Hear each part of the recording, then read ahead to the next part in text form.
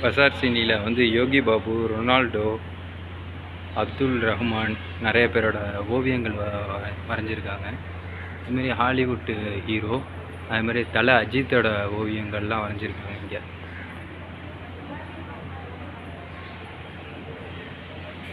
நம்ம ஓவியங்கள் வரைஞ்சி கேட்டாலும் வரைஞ்சி கொடுப்பாங்க.